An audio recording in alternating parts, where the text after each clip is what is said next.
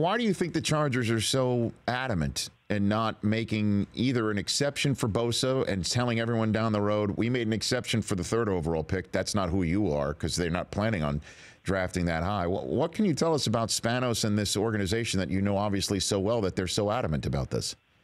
Well, does the name Ryan Leaf come to mind? I think that there may be a bit of fear that Bosa may flame out. But that goes back to, did you vet him when you were thinking about drafting him? So, again, it just goes back to a situation where, Leaf was such a disaster, and he'll never be forgotten in San Diego, and he'll never be forgotten by the Spanoses.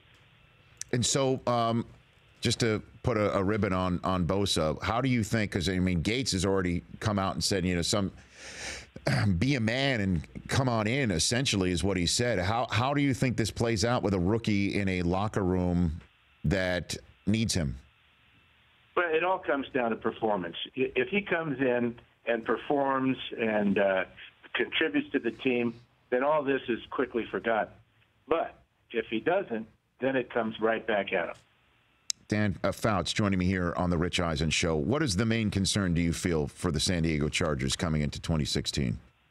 Dan? Oh, you have a number of concerns on both sides of the ball. We've talked about the defense with the lack of having a real good pass rush. They were, 27th or 30th in the league last year, sacking the quarterback. And then you go to the offensive side of the ball, they couldn't run the ball at all. So it'll be interesting to see how a new offensive coordinator, Ken Whisenhunt, can get the Chargers running the ball. Melvin Gordon has looked good at times in the preseason, but he's not a big back. He's a tough runner, but, he had injuries, and he's coming off microfracture surgery to his knee, which for a youngster is highly unusual. So, the running game, you got to have it if Rivers is going to stay healthy. What do you think Whisenhunt being back means for Phillip, Dan? Well, he had a great year with him when Whisenhunt was here before he got the job at Tennessee. And one of the reasons Ken got the job in Tennessee is that he had put together such a good year for Phillip Rivers. So I know Rivers is excited to have him back. And, Ken is an outstanding offensive coordinator. And would you say it's fair to say that with Manning gone, this is a wide-open division now in the AFC West? Well, I think even with Manning there, it would be wide open.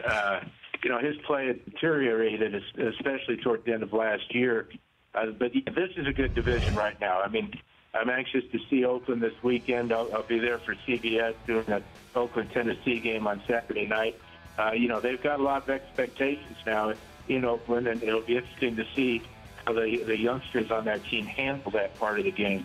Kansas City loaded. Denver's defense is as good as ever, so it should be a highly competitive division. And as you said, Rich, I think wide open. Dan Fouts, Pro Football Hall of Famer, CBS analyst, joining me here on the Rich Eisen Show. So how would you term the relationship between the people of San Diego and the Chargers right now?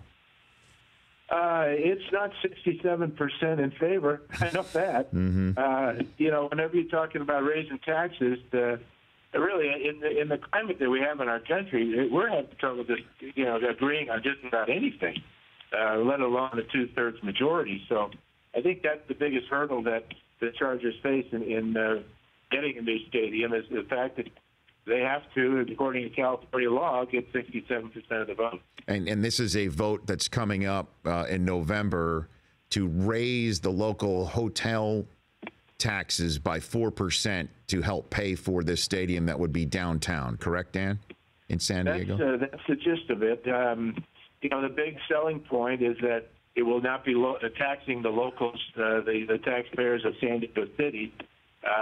The problem that I have with it is that, it would be nice if they could have included the entire San Diego County, because so many of the season ticket holders, probably more of the season ticket holders, are outside the city limits. So that hurts the vote as well. So you don't wow. If I had to give you an idea, do the Chargers become co-tenants with the Rams as we're currently sitting here right now on August the 23rd, 2016? Dan? I don't see that happening either. I think that there's a plan B somewhere down the line. I mean, they still have a stadium that they can play in. It's not like they're being kicked out of Qualcomm, although that wouldn't be a bad idea. The big thing is that, they're going to have to play well to start the season to get the interest in the team back and get the love affair that the people of San Diego have had for the Chargers for 50 years now and get that fired up again. Dan, thanks for the time. Always a pleasure. Likewise, that's Dan Fouts, Pro Football Hall of Famer. He'll be doing Tennessee and Oakland on CBS. The Rich Eisen Show, weekdays at noon Eastern on Audience.